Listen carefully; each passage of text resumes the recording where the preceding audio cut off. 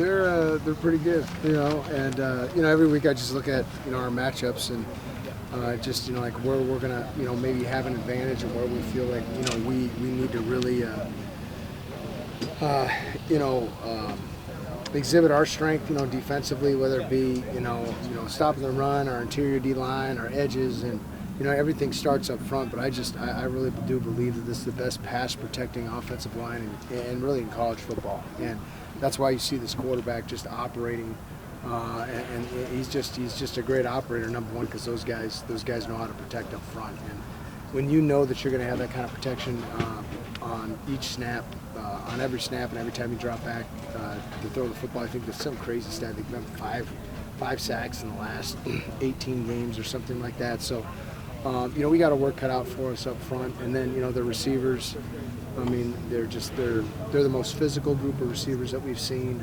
They're probably the most well coached just overall. I mean, they run their routes and they know how to create separation even when they're covered, and and really they just don't have a weakness. Does how well a team like that protects shape the approach to some degree of what you try to do?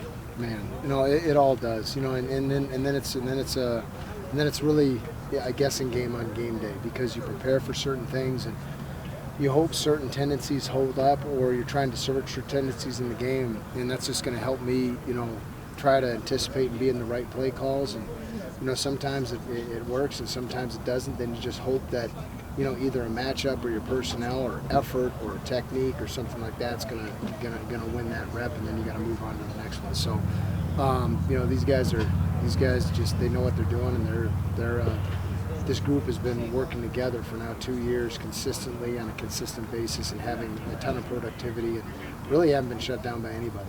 And then to mix it up too, I mean, I know obviously give them different looks in fronts, but I mean in the way of blitzing too, I mean, obviously you want to do it, but I mean, what are some of the, I guess, challenges in doing that and just mixing up maybe looks and to make it's not a blitz and stuff like that? Yeah, they move around and they shift and they motion.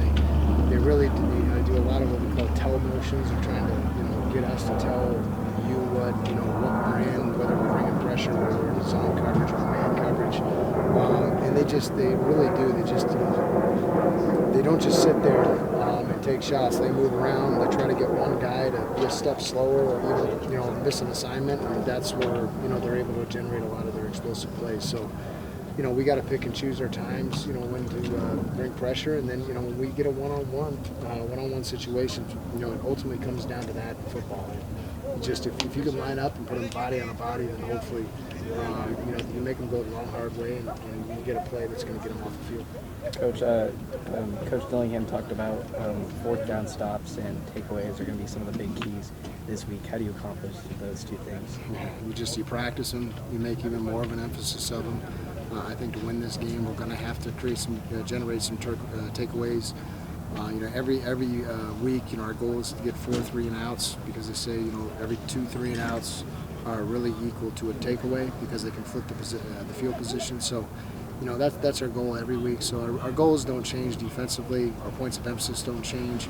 And Washington is just another challenge for us. Penix, you were at Washington State, so you saw Penix last year. He's grown to one of the top QBs in the country. Can that growth be based on just being another year of Keelan DeBoer's system, or do you think, or are you doing something different this year than you did last year? No, it's like anything else.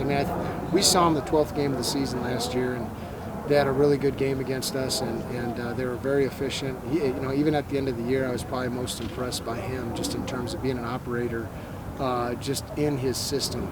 Just a guy that, if he reads a corner that's playing off, he's going to take the check down. If he sees a corner again, knows he's going to take the shot. If he sees a safety leaning one way, he's going to go the other. He just totally trusts his reads. He's just very well coached. And like I said, it's a byproduct of consistent coaching, which leads to his development. And then, he has the right people around him to be able to execute. So people just don't make mistakes offensively. They don't give up. Guys don't get beaten pass protection. He very rarely misses a read, and his receiver, he knows where his receiver is going to be on every snap. Was there anything from that game last year that kind of surprised you or may have caught you off guard that you're trying to account for this year as you game plan? No, No, I mean, we were really ready for everything, and really came down to we got stressed in the second half, and we broke down. And that's what happens when you're under stress and when offenses are moving the football. It's really what team can stay most composed. And we really did, and that, when teams are having success on offense, that's what happens. People try to compensate for the guy next to him, and when they try to compensate, that stuff can go haywire. That's why, having a certain culture and having things that you can rest on and fundamentals and principles, and guys who've been in those situations before, they grow from those situations. So, hopefully we don't run into that situation on Saturday. You guys have been very tested on the back end and haven't given up a lot of explosives. So how are you feeling about just the readiness going into this game there? Like I said, we just do what we do, and we prepare for what other offenses are doing. But not giving up explosives is a byproduct of, number one, having a very good pass rush, so quarterbacks can't feel like they can wait for third-level routes to develop. Another thing we've been tackling. So when teams catch the football, we tackle them, and it's something we work and we continue to work on every week. And we're not a volume-based defense. We do what we do, and then we have answers to it. And hopefully, our game plan is able to make some plays for us, and then hopefully our adjustment, we can make the correct adjustments to get them off the field. Last year, ASU had a pick six in this game, and just Kenny Dillingham acknowledged that was a big difference maker in that game. How do you force such a polished quarterback like Michael Penix into making a crucial mistake like that? Well, his mistake is he threw it into the back of one of his offensive linemen's head, yeah. Helmet. So I think he's probably working on his, getting the ball up, and it really is. It's just about, forcing him into making a mistake. And usually when quarterbacks make mistakes, they're nervous. And they're nervous because either they get a wrong read, but number one, they don't want to get hit. And, our goals never change. We're trying to affect the quarterback, and that's why we're a four-down front team. And, said it once, I said it 100 times. I feel like we can develop pass rush, and something we're going to emphasize. And this is going to be the biggest test for our front up to this point this year.